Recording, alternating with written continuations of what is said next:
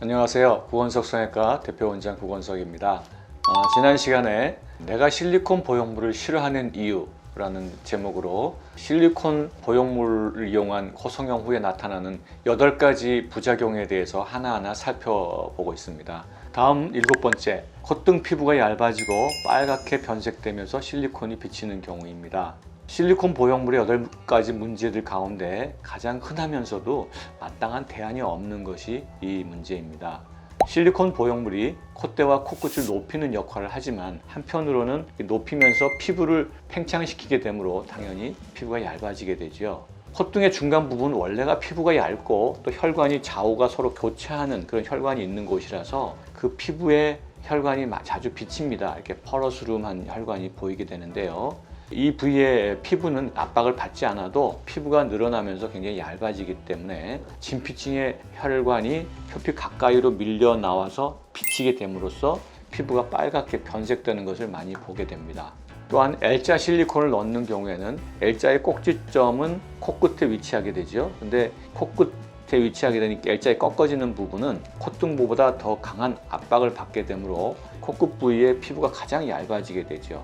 특히 코끝에 이제 실리콘이나 코끝 연골 위에 귀연골을 거기다 얹어주게 되면 더 피부를 많이 팽창시키고 또한 피부를 압박하게 되면서 피부가 녹게 됩니다. 그래서 빠른 속도로 피부가 얇아지고 그 실리콘이나 코끝의 연골 이식물이 비치게 되지요.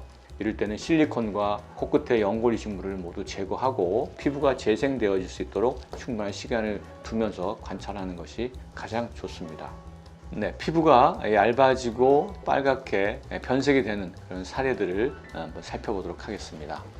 20대 여성으로 10년 전에 실리콘으로 융비술을 하였고 코끝에는 귀연골을 방패처럼 이식을 해 주었습니다. 그래서 환자의 주된 문제는 코끝의 귀연골이 비치고 피부가 당기고 또 추우면 코끝이 빨개지고 아프다는 그런 컴플레인이 있었습니다. 그래서 진찰해 본 결과 정말 코끝의 피부는 너무나 얇아져서 연골 이식한 부분이 거의 윤곽이 다 드러나고 있었고 실리콘의 윤곽도 선명하게 비치고 드러나 있었습니다. 그리고 코끝은 빨갛게 좀 충혈이 된 것을 볼 수가 있었고요. 따라서 수술 방법은 실리콘과 피막 그리고 코끝에 있는 연골 이식을 비계방으로 다 제거를 했습니다.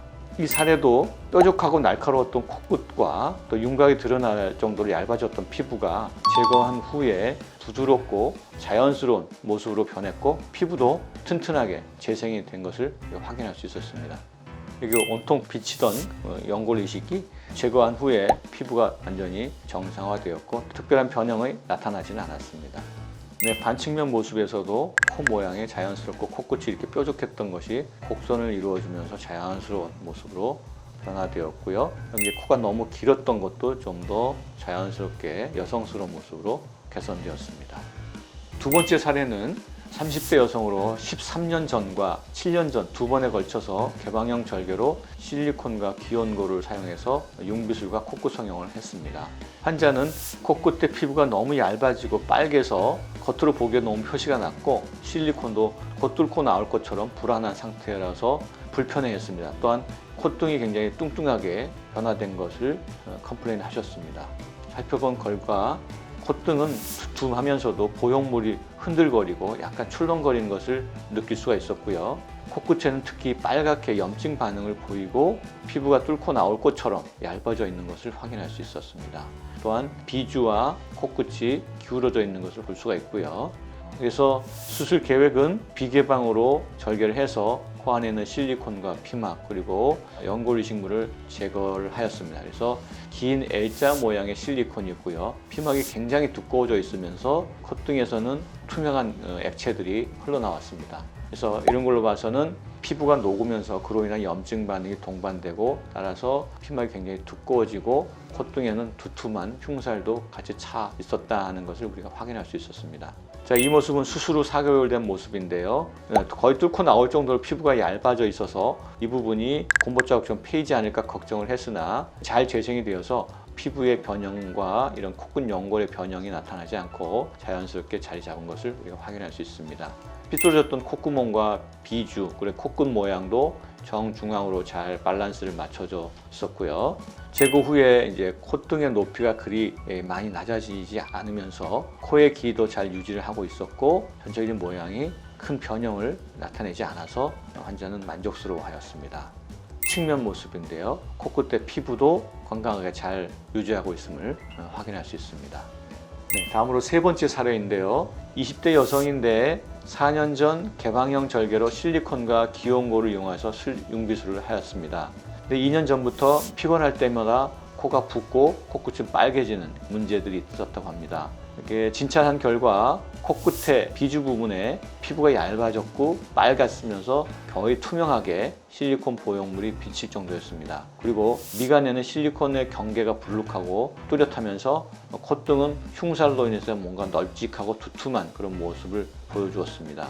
그래서 비개방으로 실리콘과 피막 그리고 코끝 연골, 귀연골을 제거하는 모습인데요. 피막이 굉장히 두껍고 염증 조직이 굉장히 두꺼운 것을 볼 수 있었는데 실리콘 압박에 의한 피부가 녹으면서 염증 반응이 상당 기간 오래 진행되었다는 것을 우리가 알 수 있습니다.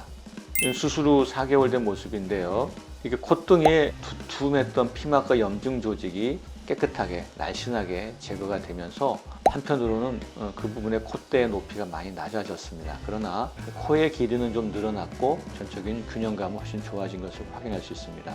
굉장히 얇아져서 패일 것만 같았던 코끝 피부도 재생이 되어서 특별한 변형을 보이지 않고 건강하게 회복된 것을 우리가 확인할 수 있었습니다. 반측면 모습이고요. 측면 모습으로 전체적인 이미지가 굉장히 여성스럽고 자연스럽게 모양이 개선된 것을 우리가 확인할 수 있습니다.